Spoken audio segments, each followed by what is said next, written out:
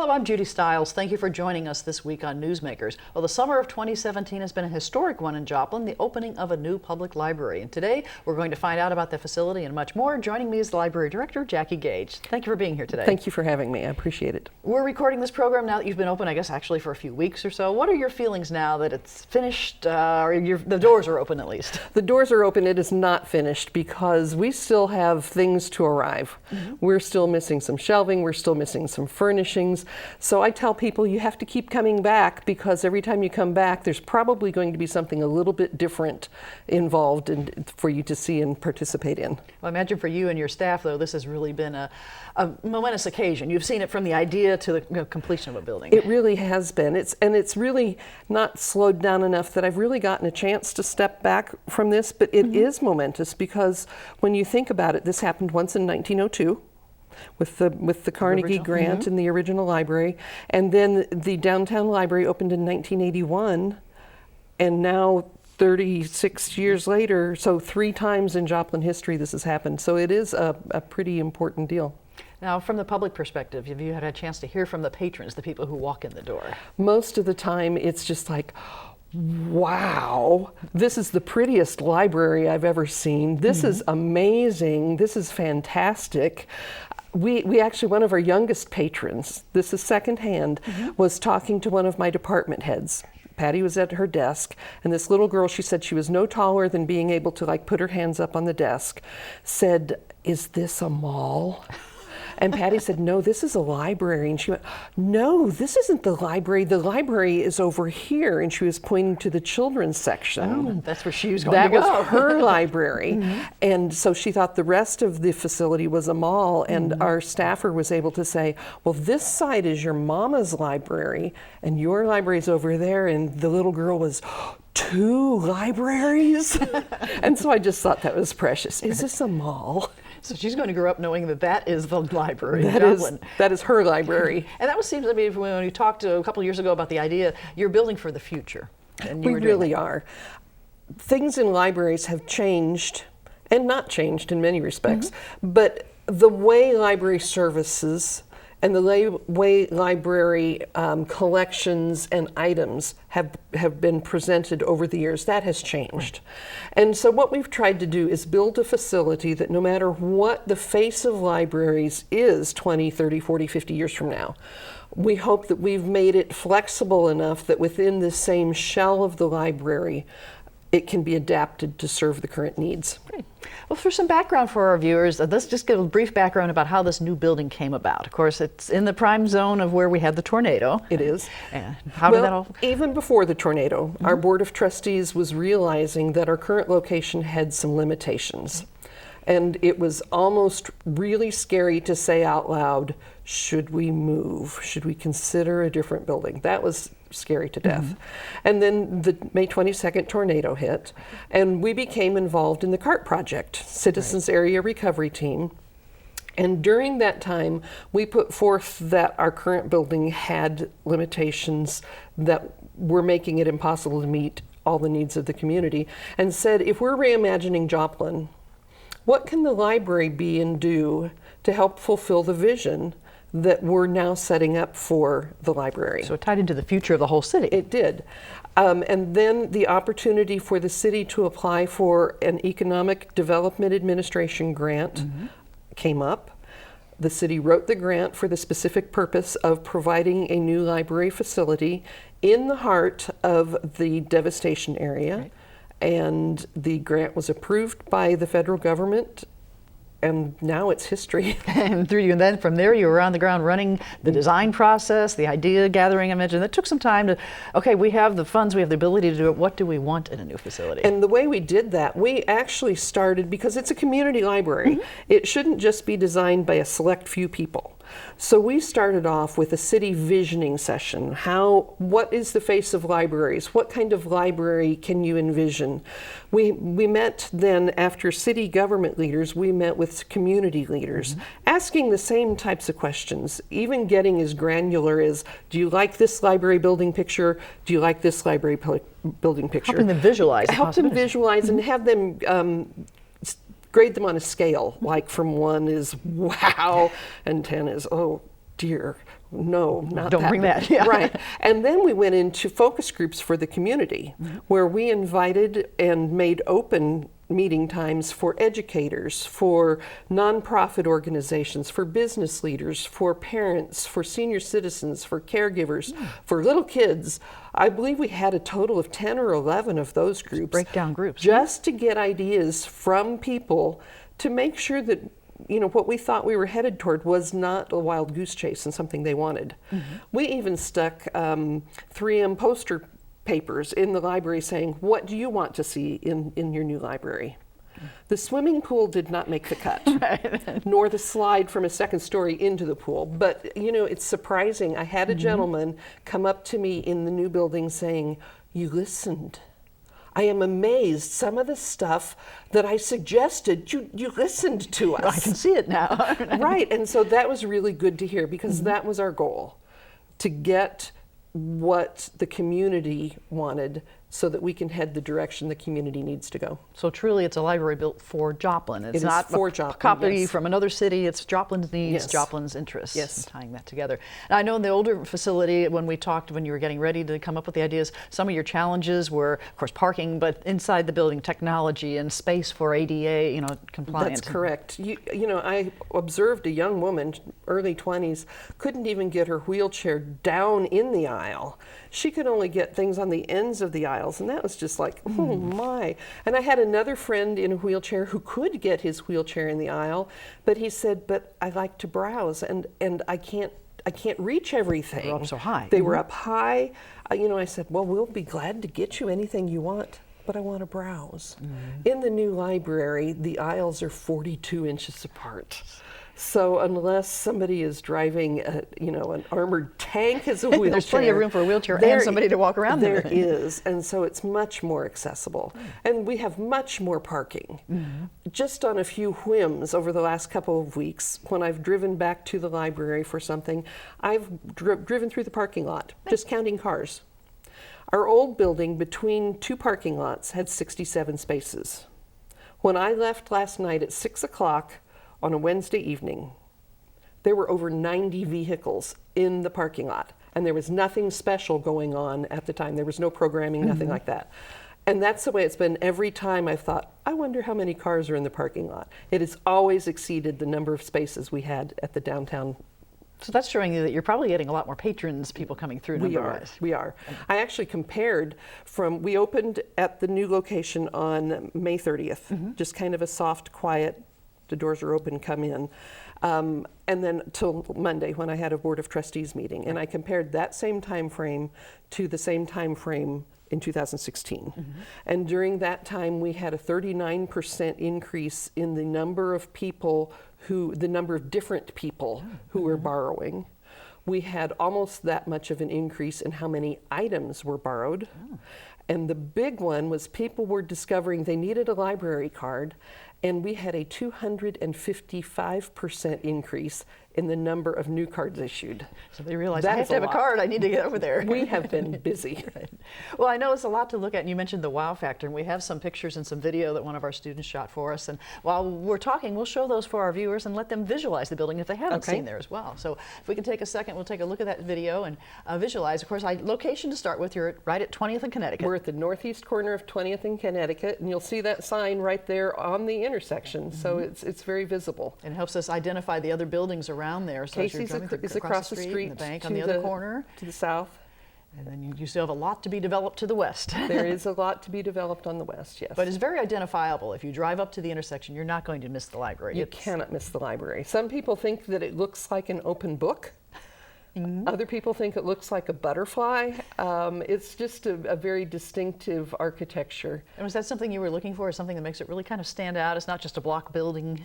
What we were needing was, we knew we were needing a one-story building. We worked with, like I said, those groups of people, and the architects actually developed several concepts. And the concept this one presented was the one most people identified. And the architect, as he was describing it to me, said that it almost took on a life of its own to fulfill those needs. It kind of designed itself. But That's an inside picture of what we're calling the center.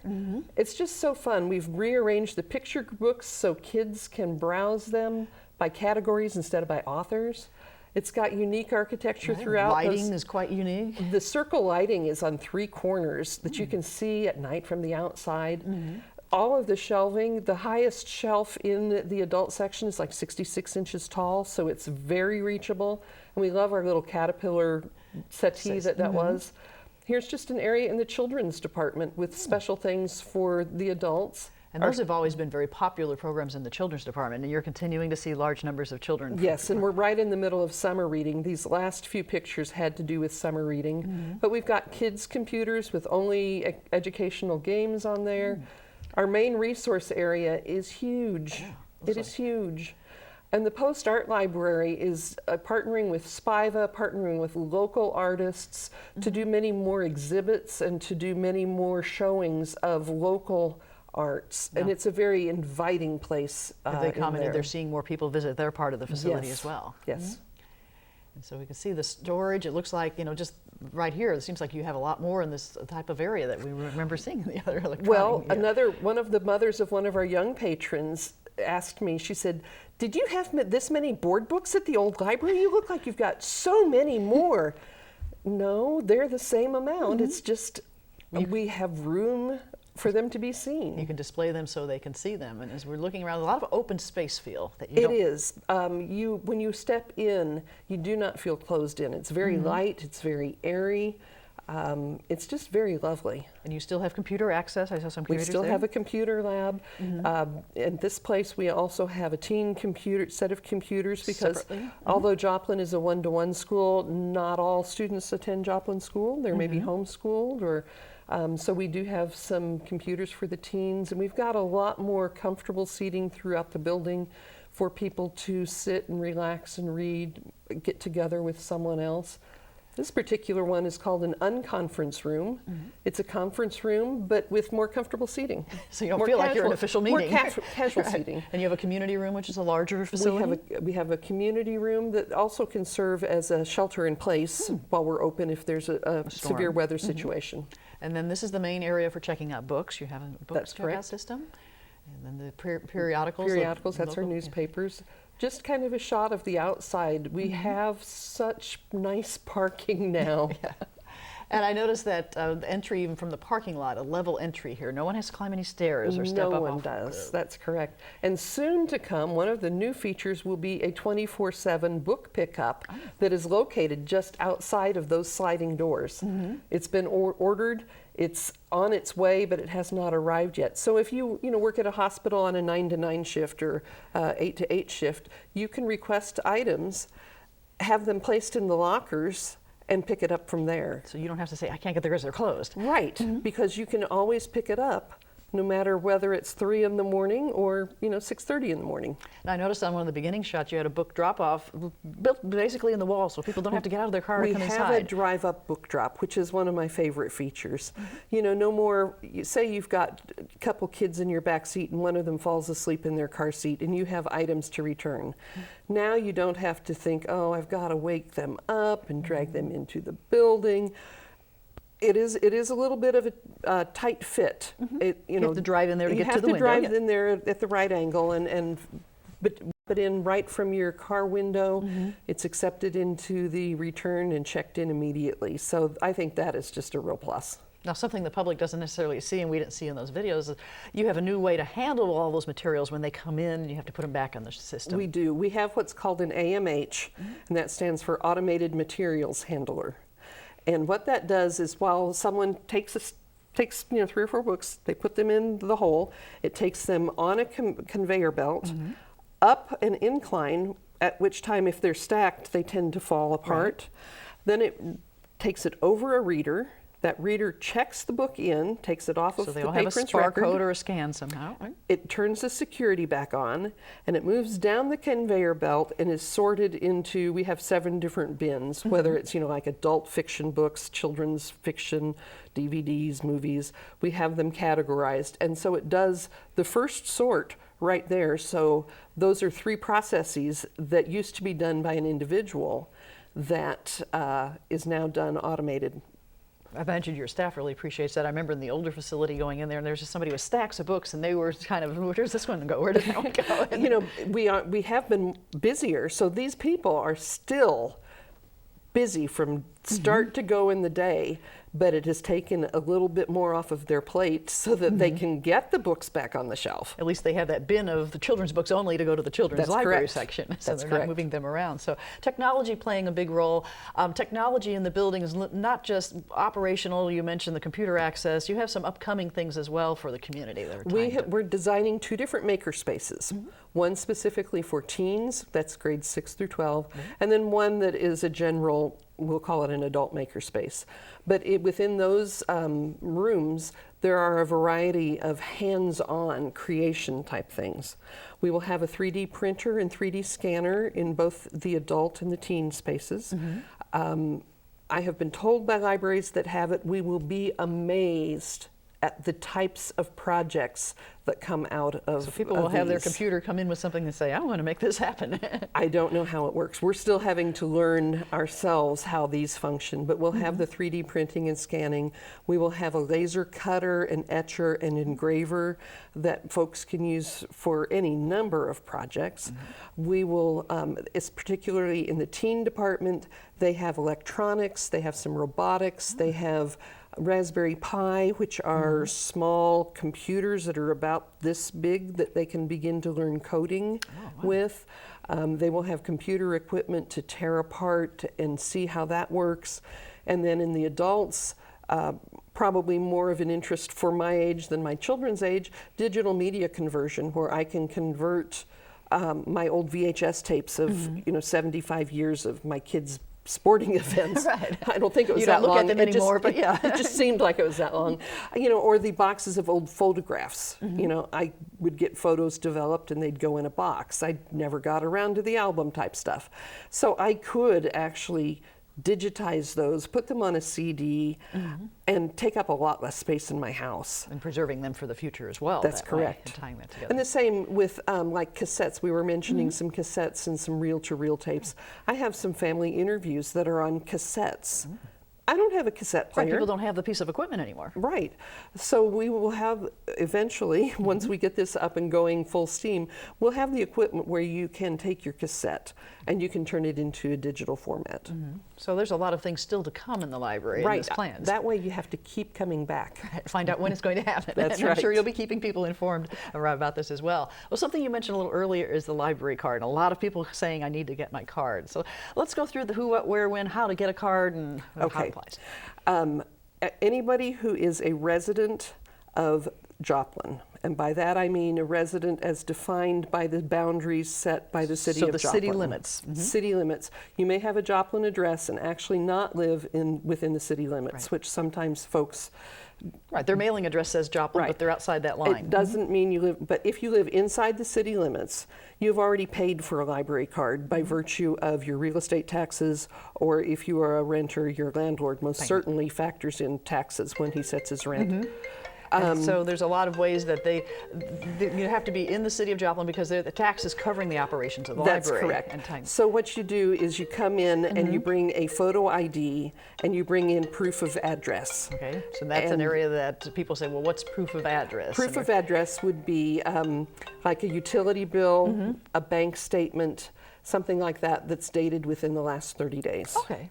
So it's fairly easy. And then if you do live outside of the city limits of Joplin, you're always welcome to use things inside the Come building. in the building. Anybody's not a welcome to walk problem. in the door. Right. But we also have an out-of-district card, and that only costs $50 a year for your entire household. So every parent, child, everyone gets their So family. if you have 12 kids, you can get 12 cards, actually 13 or 14, So depending each person on in that parents. family would get their own card. They could if you wanted.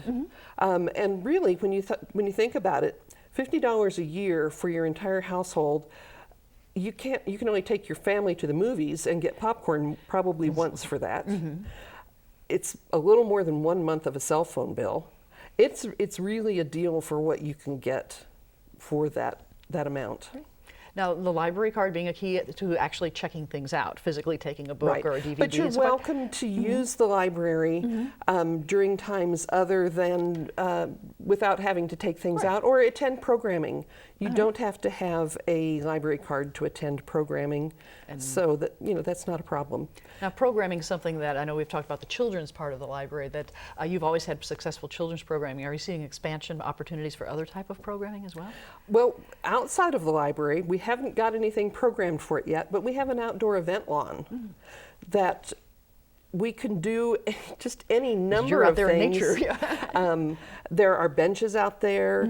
That area with the benches feeds into a grassy area. So our imaginations will be what limits the things that we can do in that area. But we already have been running programming for birth to 150. We always have like the summer reading programs and educational and fun programs for all the ages, not just children, because why should kids have all the fun? Yeah, the library is not just for the children, it's for people of all ages. That's true. Now, if people are looking for information about the library, you have a web page. We do. It's easy, www.joplinpubliclibrary.org. And now that will give you information about, I'm sure, your hours and, as we've been saying, location, but can you get access to what's at the library? You can. We always have a calendar. You can always see the list of events that is on there. And then there's a link that says catalog, and you can search for the physical items, or even we do downloadable ebooks for your Kindle. We do downloadable audiobooks. We do some streaming video. We even have electronic magazines you can put on your iPad and read. So, but you can find out all of that through our website. And your library card, if you have one, say you're going to go on vacation, you're going to take your Kindle with you, you could check out those magazines to take with you on vacation and read them on your Kindle through the library. Yes, yes.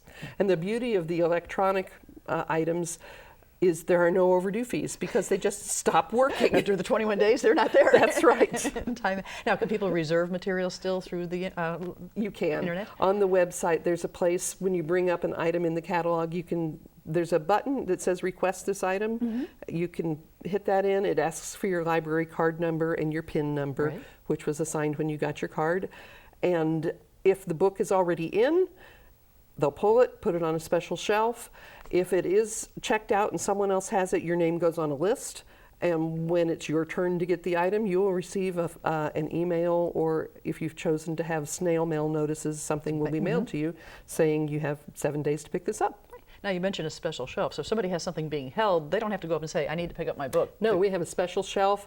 There's a piece of paper that's on the spine, has part of your last name. So to protect privacy, it protects some privacy. It has part of your last name and your barcode number. Pick it up, take it, check it out, it's fine. Nobody else can check it out because the computers are smart enough to know, this is on hold for Jane Smith, and you're not Jane Smith. So you're not going to get that book. So, right, it's being held for a specific patron for a specific length of time. Now, the checkout process, has it become more automated as well?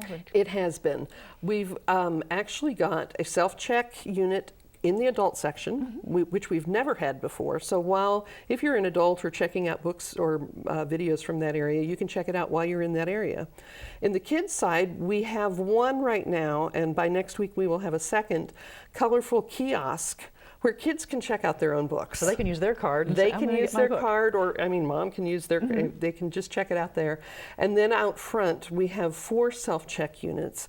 But the thing that's special about these is if you have trouble or you get stuck or something's happening, there's a staff side to that. It's a dual monitor system where a staff member can step right up where you are, fix the problem, and you can continue the process. So like a lot of stores, grocery stores are going to self-check, libraries as well, so they can... But there's always someone who is willing to help you. Help you out. So sometimes people are a little hesitant about new technology. You reassure them you can still do a lot of the same things, even when we have a new way of doing it. People are amazed when we say, well, we'll help you. Let's walk through it the first time.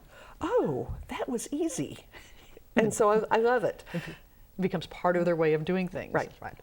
So we're looking at the area we had also shown, it looks like more of a lounge area. You had some vending machines and so forth, so people can... One of the things people asked for was, we want a coffee shop in the library. But because of the funding mechanism and the fact that it was federal funds being used to build this, it was too difficult, if not impossible, to separate the funding streams so that federal funds were not being paid to build something for a private entity. Company running an actual coffee shop. Right, which would be, that's not right. So what we decided to do instead is have what we're calling an enhanced vending area. Okay. We've got, we've got a snack machine, we've got a couple soda machines, water, tea, Gatorade, Starbucks mochas, and then we have a coffee machine. So people are welcome to consume the snacks right in that area. The drinks all have lids, so as long as a drink has a lid, they're welcome to go ahead and browse books and use the rest of the library. So you see a lot of people that may get their drink and then just take a book off the shelf and read through it or read the magazines while they're there. Or they're on their computer right there in the snack area, because we have seating and we have tables and we have chairs, so a lot of people hang out in that area. Now when school comes back, and you talk about a lot of schools have students using computers, and a lot of course the university, do you see that as an opportunity for maybe study groups to get together? They need to meet somewhere? I do. At the old library we had what we called the small meeting room and the large meeting room, and that was it. At this facility, we've got study rooms that are appropriate for between 1 and 6 people. We've got rooms that are for bigger groups of collaboration, 8, 10, 12, 16. Even in the teen space, they have their own study room with a technology table so that they can just plug in their devices, see it there on the computer screen that's on the wall. So we've got a lot of different options for different sizes and types of study groups or community groups, nonprofits to meet. Our community room holds over 200 theater-style seating, or can be subdivided into 2 completely separate units that hold over 100 people each. Each side having its own AV materials, projector and screen and sound system, that sort of thing. Great. Well, a lot of possibilities for the future. Yes, there are. Well, Jacque, I'd like to thank you for coming today. And we didn't mention your hours. They're open every day of the week, right? We are. Monday through Thursday, we're open 9 in the morning till 8 at night. Fridays and Saturdays we're 9 to 6, and Sundays we're 1 to 5. Okay. And of course, they can find, once again, we mentioned the website, more details, and follow up what's happening. You have a Facebook as well. People want to follow you on Facebook. Joplin Public Library. Like us on Facebook. Great. Well, thank you once again for coming today and updating us on the exciting news in Thank Joplin. you for having me. You're welcome. And I'd like to thank you, the viewers, for joining us this week on Newsmakers. I'm Judy Stiles. I hope you can join me again next week at the same time on this station. We'll see you then.